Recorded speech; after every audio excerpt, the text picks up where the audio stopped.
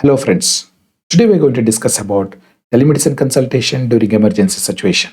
I'm Dr. Suresh Padadmat, Professor of Psychiatry, Head of Telemedicine Center, Head of Forensic Psychiatry Unit working at NIMANS, Bangalore. This presentation is based on Telemedicine Practice Guideline released on 25th March 2020 by the Ministry of Health and Family Welfare, Board of Governors in partnership with Niti Aayog. Although this guideline is a part of Indian Medical Council regulations, basically professional conduct, etiquettes, and ethics regulation 2002, it is also a legally valid document under National Medical Commission Act of 2019. Before starting my presentation, I would like to have a disclaimer. This presentation is for academic and training purpose only. For a legal opinion, please do contact an advocate. At the same time, we request you kindly to refer the original telemedicine practice guideline. Please do browse National Medical Commission Act website for any updates or amendment on this guideline. Now let's look into the telemedicine consultation during emergency situation. Let's take a scenario. If a patient has contacted a doctor during an emergency situation, what should a doctor do? Whenever there is an emergency situation during telemedicine consultation, the doctor should exercise his professional judgment, decide whether the person can be treated on telemedicine consultation or in-person consultation is required. To decide this, the best interest principle towards the patient should be exercised. That means whatever is the best for the patient should be taken care.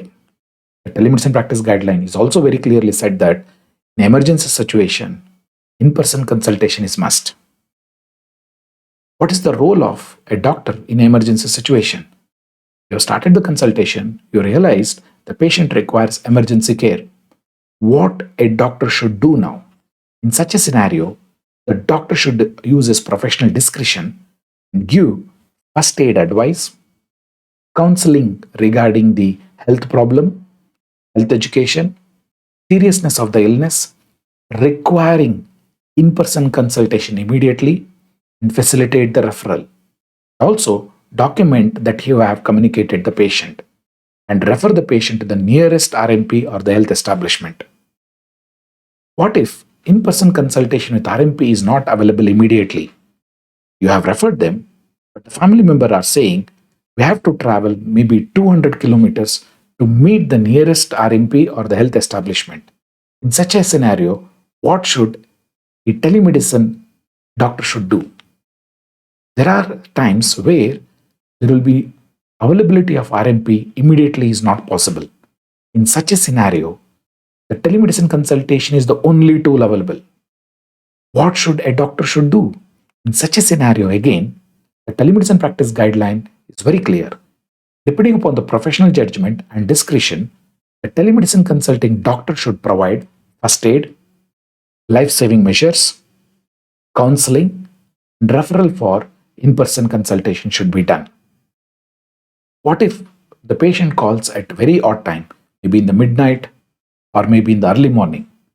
Should the RMP or the doctor should provide care or not? The telemedicine practice guideline is very clear. The doctor can choose either to provide care or not to provide care in odd hours. Not only that, it also says that even during working hours, if the doctor decides not to provide telemedicine care, he can withdraw the telemedicine care. However, in emergency situation, please do remember state advice, counseling, life-saving measure, and facilitate referral should be done. In an acute emergency, if the RMP is asking for a immediate referral to the hospital, but the patient insists, no, please provide telemanagement only, what should a doctor do? These are possibilities. When the patient says, please provide whatever care you can give, don't refer me. This is a possibility. In such a scenario where the patient and the patient's family member are insisting for telemedicine consultation, please do document that. And also document that you have explained in-person consultation is required. And even that if the patient and the family member insists for telemedicine consultation, your consultation should be restricted to first aid advice, counseling, life-saving measures, need for in-person consultation counseling, and facilitate referral should be done. What happens if a doctor does not attend a request made on telemedicine consultation? Either maybe telephone phone call, or it may be WhatsApp, or an email has been done. Should doctor is obligated to provide care? The telemedicine practice guideline is again very clear. It has given complete professional discretion to attend or not to attend such calls. To conclude, my dear friends, in all emergency, in-person consultation is must. At the same time, please do remember, in certain situation, there not be availability of RMP for in-person consultation. There may be only telemedicine consultation available. In such a scenario, please do provide first aid advice, life-saving measure, counseling, and facilitate referral. Thank you for giving your valuable time. Stay safe.